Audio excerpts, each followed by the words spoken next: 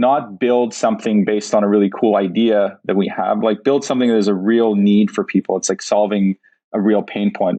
Welcome to Honest E-Commerce, a podcast dedicated to cutting through the BS and finding actionable advice for online store owners.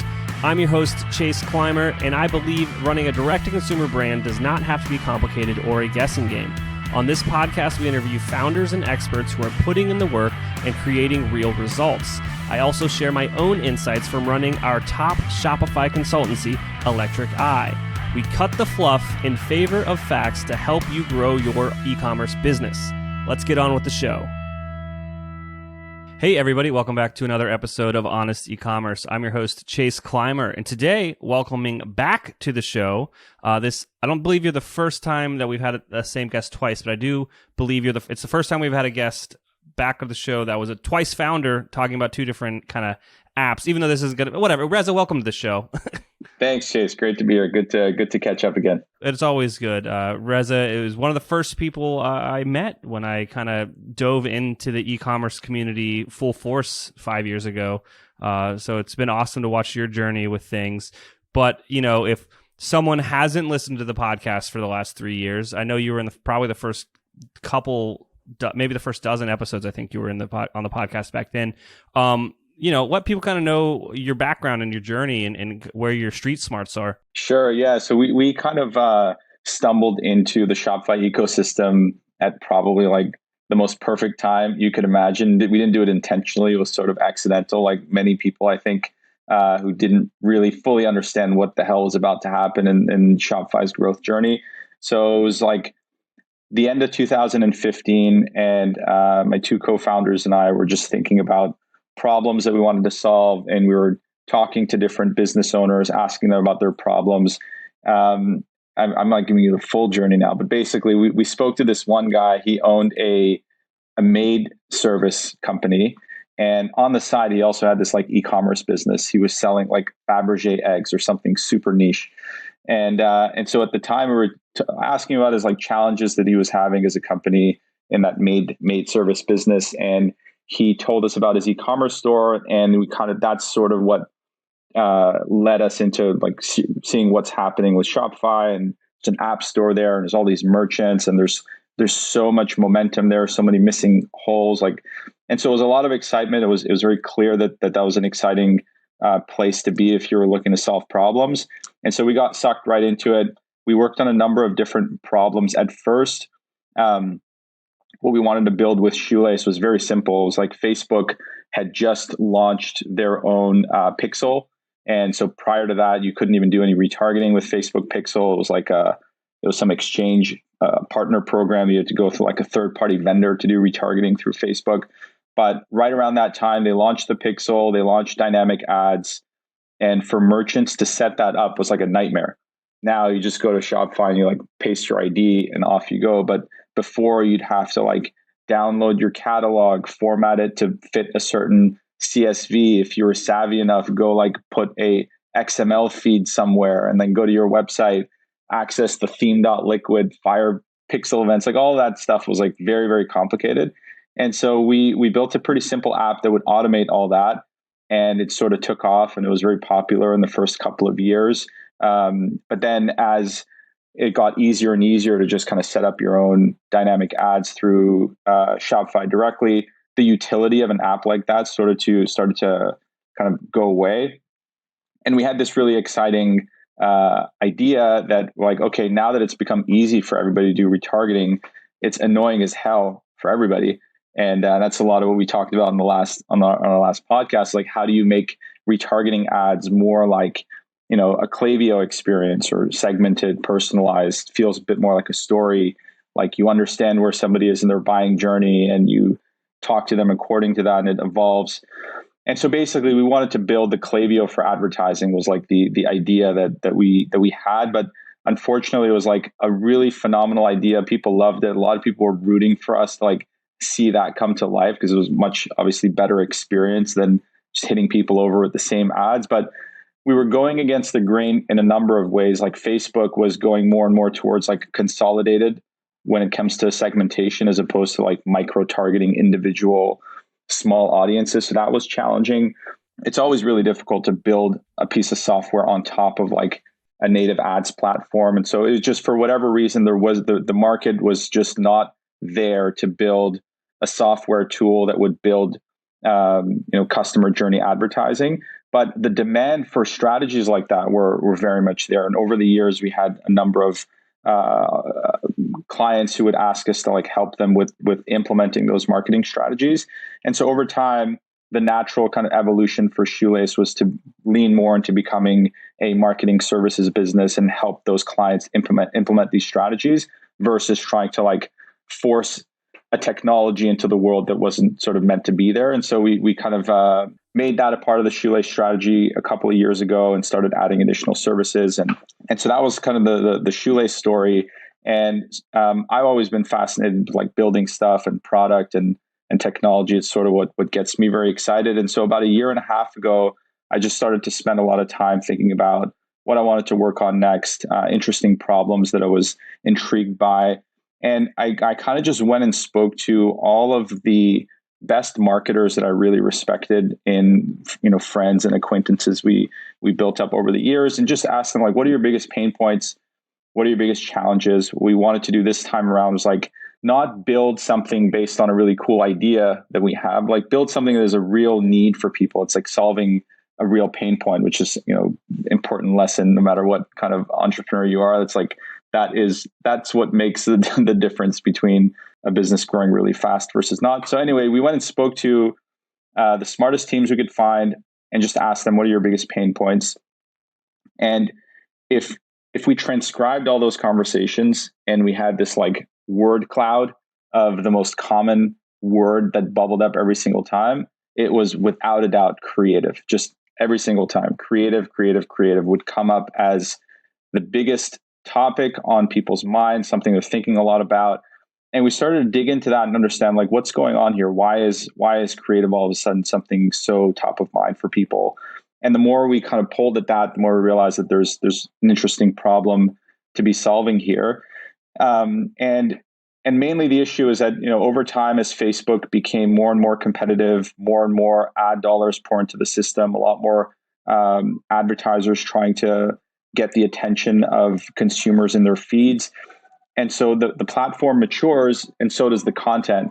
So it no longer works to just kind of throw a couple of images into Facebook's algorithm and then like scale that to the moon, which was possible in like 2015, 16. We would be surprised with like the quality of creative that you would look at on some of the stores. It's like, how on earth is this working? And it would work, like very profitable. Often like that first transaction was like highly profitable. They didn't even need a repeat business model. Like, so all of that really changed, and things got more competitive. And so one of the dimensions that was on people's mind is that like we need to be better at producing content and figuring out what's working and what's not working, and being a lot more intentional with our creative. At the same time, a lot of the points that I was mentioning earlier around Facebook pushing towards more consolidation meant that a lot of the edge that media buyers would have around, figuring out how to do bidding and targeting and like a lot of that sort of thing started to just become, well, just let Facebook do its thing and it'll be able to get to the right people. And so a lot of people started going more broad with the way that they approach their advertising. And it just sort of meant that like creative becomes this really important frontier. Obviously not the only thing that matters. There's still very many things that go into successful paid social strategies, but creative is most certainly high up on that list. And so anyway, long story short, we've been working on a product to help with this problem, particularly to try to bridge the gap between the creative team and the performance marketing team to create a really good feedback loop between these two teams. Because if the creative team is not powered by the data and the insights on what's working and why, then they're just guessing. And you have this like, siloed effect where the performance marketing team is sitting on all these like phenomenal insights around what might be working. And unless there's a really good way to feed that back to the creative team, then you're not really taking advantage of an interesting feedback loop that can be built there. And so that goes into a lot of other problems that we've noticed and how a lot of really good teams have been solving that and where Motion can help. But that's sort of the Shoelace journey and the Motion journey all summarized. Sorry for the rant. Absolutely. So now Shoelace still exists, and it not only, sorry, but it is expanded its offering, and it's now both a technology.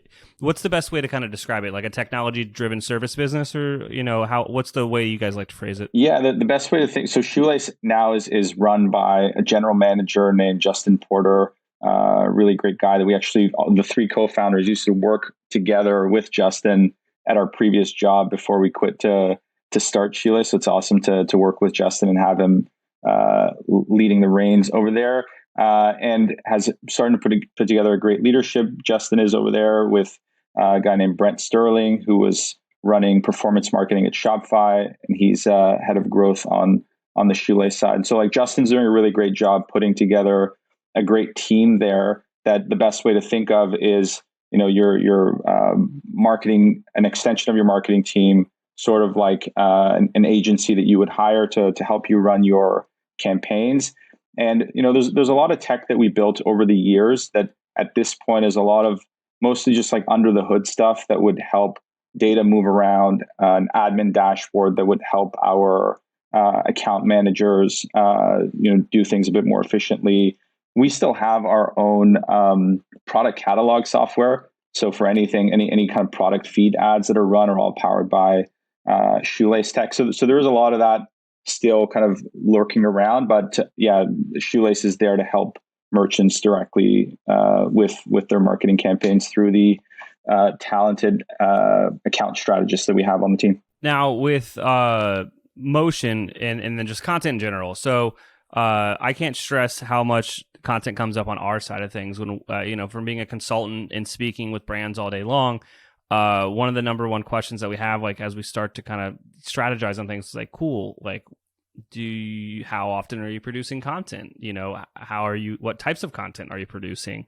And it's definitely like a sticking point to growth in many ways, because, when brands are kind of tackling, they move out of the product market fit phase. They found that they're no longer, testing an idea. Their idea works. There's an audience. And when they move into that scaling phase, one of the biggest issues that they usually have is like creating content. With Motion, my assumption is you're not helping people create content, but you're reporting on which content resonates with their audience.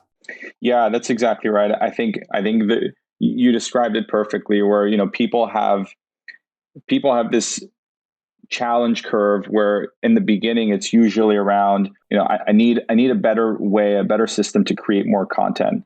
And once that starts to fall into a rhythm, it's like, okay, I either have like a creative studio that I work with, or the paid social team that I work with also handles creative, they start to source some through UGC platforms or whatever the case is, and they start to find a rhythm of producing content. Then the question starts to be, okay, what are we producing and why? Because it's not cheap to produce. No matter how you set it up, it's timely. And so the question becomes, what are we making? What video are we shooting? And then it's like, okay, well, what worked? We did a bunch of stuff, and like, how did they do? Which ones of them? Like, what are some of the elements that worked from the past things that we did? And a lot of times, what we noticed prior to building Motion was that the teams that were doing a really great job at this would take a lot of their data out of Ads Manager and start looking at it in a spreadsheet, looking at it in Data Studio. Just start sift through the data, see what they can find, see what kind of patterns they can uncover, and then once they noticed some things, then it's like, okay, this is an interesting insight. Let me bring this to my next meeting with the team, and we can, come up with a hypothesis together. But sifting through that data is not easy. Not everybody is like a spreadsheet nerd, and it can be very, time consuming to put those insights together. So Motion helps with that, streamlining the sifting through the data part to get to insights a lot quicker. But more importantly, and where I think Motion helps a lot is, okay, now we've discovered some insights that I would think of them more as like data-driven hypotheses than like, definitively, this is what is working the best. It's like the data can help inform a hypothesis that you go to a subsequent meeting with and say, okay, it seems like this direction could be working. let's double down on that this week and see if the data holds, for example. And so like facilitating that conversation around coming to a meeting with visual insights does a really great job at helping the team become more data driven. So otherwise it's like, I have an idea and I have an idea. And with creative, everybody has an idea and everybody thinks their idea is going to work. And usually nobody's idea works. It's the one that nobody thought was going to work well that works the best. Yeah. And so because of this like counterintuitive nature of what actually works, when the data is there in a meeting, and usually that's how people are using Motion, like they'll pull it up in a team meeting and someone goes like, oh, the ads that we did like this, they're all working. And then someone else pulls it up and says like, no, actually, look, they're not compared to these other things. And like it gets people to like truth a lot quicker, or like, using more informed decision making. So that's really the process that it helps, like that collaboration process based on data. Yeah, so the one thing I really want to pull out of that is we kind of glossed over it, but it's this whole thing of you will be surprised at the performance of some creative that everyone doesn't think is going to work well. And so what I want to implore any listeners to do is test everything. Just because you don't think it's going to work, you could be leaving a lot of money on the table. 100%. Yeah. And it's like not leaving ideas that could work out just because like, somebody doesn't like it. There's something to be said about like ensuring every piece of content meets a certain bar when it comes to brand identity, and that's kind of a challenge where the more performance driven folks are like, who cares about anything brand? Let's just get that conversion. And so I think there is some balance there, but often it's not about that. It's just like, I prefer this over that. I'm fine with both, but I like this one more. And that's certainly not the right approach. You should test it and see what the data says. And then use those past insights. Like the best conversations I've seen it's based on prior insights. It's like, we know that such and such is working. And we know that like this time of year has this sort of impact on our business. So we're going to put together these different findings and come up with a strategy for the next month or the next quarter or something. And so it's like including that as in the piece of the strategizing puzzle. And that kind of brings the role of the creative strategist that I think is becoming really important. Is somebody needs to pull all that together. Somebody needs to look at the data, but also have a bit of a creative eye. And this is not the person who's buying the ads necessarily, not the person who is creating the content, but somebody in there should be thinking about that creative strategy based on the insights, but also based on the kind of subjective creative elements. If you're struggling with scaling your sales, maybe Electric Eye can help. Our team has helped our clients generate millions of dollars in additional revenue through our unique brand scaling framework. You can learn more about our agency at electriceye.io. That's electriceye.io. Mesa is the Shopify expansion pack to level up your brand. By turning all your internet-connected apps into your business epicenter, Mesa can lighten your workload and tame the day-to-day chaos of running your store. Join other successful brands that have learned how to balance clever workflows with a solid infrastructure to get more done without more overhead. Whether you need to order data in Google Sheets, products on Etsy, or customers added to HubSpot, Mesa has you covered. Peace of mind is right around the corner when all your apps are working seamlessly together. To put it quite simply, Mesa is a better way to work. Search Mesa, that's M-E-S-A, in the Shopify App Store and download the app today. Is your store holiday ready? Now is the time to make sure you and your team are prepared for the busy season ahead. Gorgias, an omni-channel help desk built for e-commerce, has machine learning functionality that takes the pressure off small support teams and gives them the tools to manage a large number of inquiries at scale, especially during the holiday season.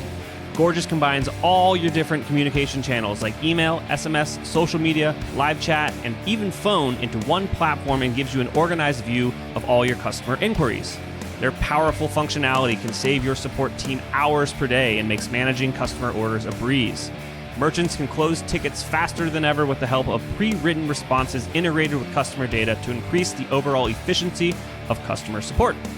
Their built-in automations also free up time for support agents to give better answers to complex product-related questions, providing next-level support, which helps increase sales, brand loyalty, and recognition.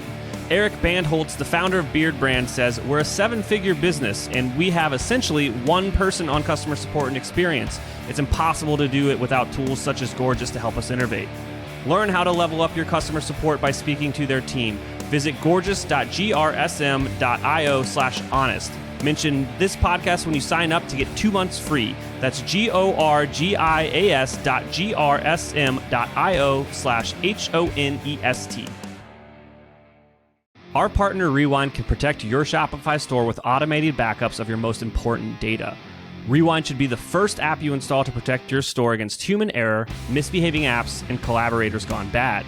It's like having your very own magic undo button. Trusted by over 100,000 businesses, from side hustles to the biggest online retailers like Knicks, Gatorade, and Movement Watches.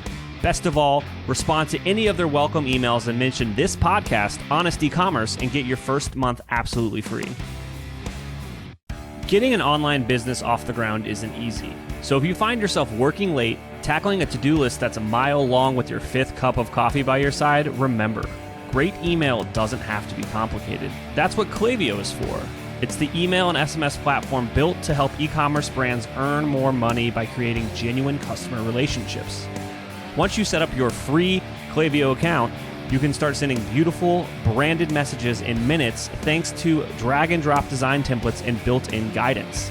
And with e-commerce specific recommendations and insights, you can keep growing your business as you go. Get started with a free account at klaviyo.com/honest. That's KLAVIYO.com/HONEST. So what we've established here is when you've got the content and you're testing it, and now you've got a tool that you can use to take that and help inform the direction of future content creation. Let's go back to kind of that first sticking point of getting to a point where you have this content to test. I don't know about you, but we like to tell clients or prospects or people listening to the show, there's 3 systems that you should probably try to work out as you're building your business. And so the first system with content creation is like you need to own and have some sort of cadence internally within your organization that you are constantly producing content. And whatever way that is easiest for you to get what you want, lifestyle photography or videography, maybe it's on flat, like that's what you guys are good at, whatever. You guys need to build a system out like that and some SOPs and a cadence of getting that done. And then you need to double down on that by hiring somebody or partnering with somebody to do basically the same thing, but with their kind of creative visual element behind it. I would also argue, like, if you're doing on flat is like your whole thing that you do internally, maybe hire a lifestyle photographer to augment what you're doing, right? So you got one system you're doing internally, one system that you're doing externally with like a partner. You could also figure this out with influencers as well. That's a whole other avenue that you could do, kind of with building this partnership angle to get more content in. And then the third one, which everyone really overlooks, is ask your customers for content. Get that user-generated content going. That one is where you're going to get some really surprising results when you plug that into, an application like Motion to kind of see what the data is going on.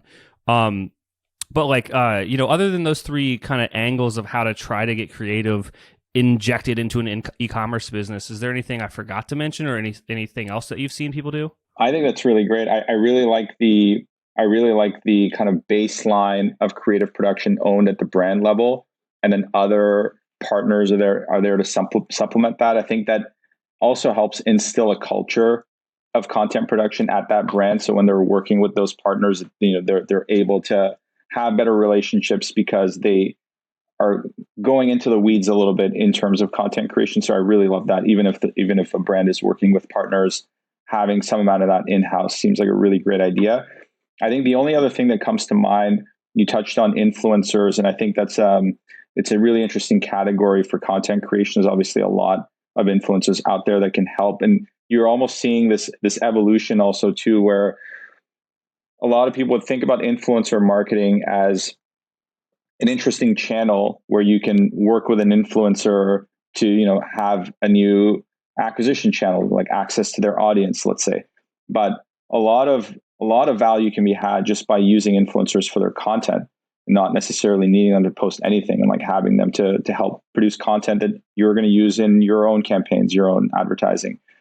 And so that's one thing. The other is, I think a lot of times when a brand owner, and this is again kind of touches back to that creative strategist role, if you go to an influencer and you send them your product and you say, hey, you're creative, like do something cool, and you leave it up to them to come back with something interesting, like every single creator is going to have to go through the entire like learning curve of what works for your business and for your audience. It's a very inefficient way to do that. Whereas if it's a little bit more scripted, a little bit more like, hey, we think the first few seconds should be like this, really zoom into this part of our product, and then like close out with something like this. And then, maybe in the middle, just, be authentic and do whatever you think makes sense. Like some sort of guidance there on talented content creators, putting them in the right direction, I think adds a lot of value versus just leaving it entirely up to them. The customer bit is interesting though, because you can't necessarily tell them exactly how to you can't tell them how the sausage is made. We're like, hey, like this is how we sold you. Yeah. And I mean, that'll be, if it's authentic, you want it to be authentic anyway. Like that's great. But if you're going to send it to an influencer, might as well direct them and get the best outcome. You could. Okay, so now that you said that, I'm like, you could probably do it. So if you were trying to drive up your user-generated content, asking for that stuff through your emails and whatever through socials, you could probably position it in a way of like, here are some examples of great content we've gotten from other, customers, and that could probably be like the most highest performing ones to then inspire people to maybe, try to replicate that. I think you could be a little more on the nose with influencers, be like, here's a bunch of data. These are the things that perform well. Like, please keep these in mind when you're creating. Yeah. And I mean, the key to that is knowing those things, right? It's oftentimes the issue is that like the brand teams or the media buying team, no one really knows what is working that well. And so there's a lot of confusion around like, okay, what's the right way to test? And what I always find really fascinating is that when people think about this topic, they're always thinking about like micro tests, like, oh, should the background be this color? Should the background be that color? And like these, for whatever reason, like that's always the example that comes to mind when people think about like creative testing. But to me, it's like, first you want to start at the high level concepts. Like, is this an unboxing theme? Is this like a customer testimonial? Is this like, what are the highest level themes that we can bucket these different concepts into? And like, let's have an understanding at that level of, hey, it looks like this type of content works well at the top of the funnel. This type of content works well at the bottom of the funnel. Most teams, I would say, don't even have like that level of awareness around just high level concepts, and they get caught up into very, very kind of micro detailed testing, and you can get very lost in that very, very quickly. And most people don't even have the audience sizes to make those kind of like micro differences statistically significant anyway. And so like I think there's a big sort of thing to watch out for there is like start high level, start with concepts. Ad format is a really, really interesting one. Like some people will take for granted and be like, oh, video is the best content type for Facebook and Instagram. And it's like not necessarily. Like if you look at the data and just compare format types, you might see, I've bumped into this a number of times where like for certain apparel brands, carousel does better every single time.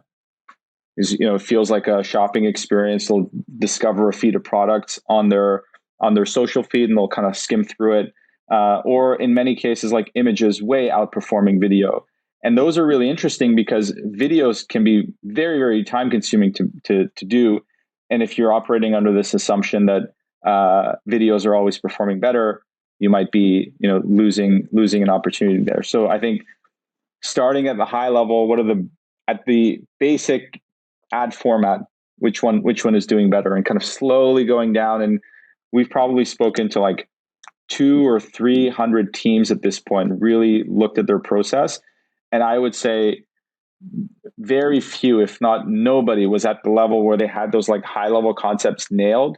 And now they're just like mastering the micro test of like background is red versus background is blue. That right there is the reason people listen to the podcast is yeah, you need to make it very simple and high level, top of the funnel, middle of the funnel, bottom of the funnel, test broad concepts in each of them and see what works, then start to drill down into them. If you start in the minutia, you're it's a shotgun spray. You're just hoping that you picked the right one to test at the beginning. Exactly. Yeah. And, and there's something else I really like, maybe your listeners will enjoy. I know some people already do this and others, whenever they come across it, it's like, people really love it, but it's a very common analysis that you could do. That's very, very effective, particularly for video ads, because they're so time consuming. Sometimes the best thing to do with videos is just like chop them up and move this part here and change the beginning. And so like the analysis is to look at the thumb stop ratio of the video. So that's basically the first 3-second plays divided by the impressions. So it kind of gives you the conversion rate of people who stop their scroll and watch the first 3 seconds of the video. And so obviously the higher that percentage, the better. I think a decent benchmark for that is like 25-30% is a good goal. That that's what a video should shoot for, stopping at least 25-30% of scrolls. And so then and this is what the sort of analysis that Motion makes very, very visual, is you can look at your top spending videos for the week and organize them by the highest thumb stop ratio. And you look at all the ads that had the best thumb stop ratio. So the first 3 seconds is working really well. And you pair that against the conversion rate, so their click to purchase ratio. And very quickly you could see, there's an ad here that is doing a phenomenal job converting people, but there's an ad here that's doing a really great job at stopping the scroll. So you might take the first 3 seconds of this video and just like pop it to the front end of that piece of creative that was doing really well, or get inspired by that. And those kind of things can be really, really interesting and fun. And teams really enjoy that, where you have a winner edit the first 3 seconds and it does even better because you're feeding even more people into that funnel of a high performing creative. Oh, that's amazing advice. Is there anything else that I forgot to ask you about that you think would resonate with our audience today? Naming conventions. That's always an important one on this topic. So naming conventions, this idea of like, what are you naming your ads, is I think a really important part of the process. I think for people who are just kind of starting out, wanting to build a good habit and good culture around using data in their creative process, I wouldn't be too worried about it to start, because a lot of people can go overboard with like, okay, I need to go back and look at every single ad that we've run since the beginning of time and go and like update my ad name so that it contains the variables I care about. So that's probably overkill. But going forward, if you look at all of your ads, a good rule of thumb is that like, can you see a level of organization there is a good thing to shoot for. And like, even some of the best teams have it where like they're moving fast and things aren't like, fully organized, and that's okay. But it's like something to move towards, of how do we get to a structure where on first glance, you look at the ad names and you're like, okay, there's some structure here, and you can tell that it's organized. It's like a good thing to shoot for. And then it's like, okay, what do we actually put in these ad names? You want to put at least like 3, 4, 5 variables that are important. We talked about those like high level concepts. That's the extent to which they should be included in the ad names. Like if it's important enough that makes for, a high level theme, high level concept, it should be included in the ad name, because that way you can, whether you're using a spreadsheet or a tool like Motion, you can very easily pull up analysis that you care about. And I just think it's, what I've seen is like, once a team gets everyone together, implements a good naming convention structure, and everyone sticks to it, it has a really like important cultural effect where, okay, we're now serious about data and data analysis. Because if it's almost like a sign, right? Like if the ad names are not very clean, it's probably because we're not looking at the data. Well, we should probably be looking at the data. Therefore, the ad names should be clean. And so I think that's a good habit to instill on a team, and it can really help on all aspects of implementing a good process here. Oh yeah, that's fantastic. Reza, I can't thank you enough for coming on the show, and I'm sure I'll have you on again in the next couple of months, and we'll just drill down into kind of that strategy of like, these are the things to test at these different levels. I think that conversation will be super, super fun. If people are curious about Shoelace or Motion, where should they head?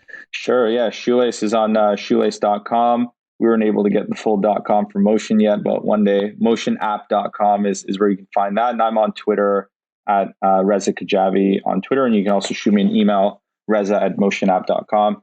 And great to chat with you, Chase, and look forward to catching up again soon. All right. I can't thank our guests enough for coming on the show and sharing their knowledge and journey with us. We've got a lot to think about and potentially add into our own business. You can find all the links in the show notes. Make sure you head over to honestecommerce.co to check out all of the other amazing content that we have. Make sure you subscribe, leave a review, and obviously, if you're thinking about growing your business, check out our agency at electriceye.io. Until next time.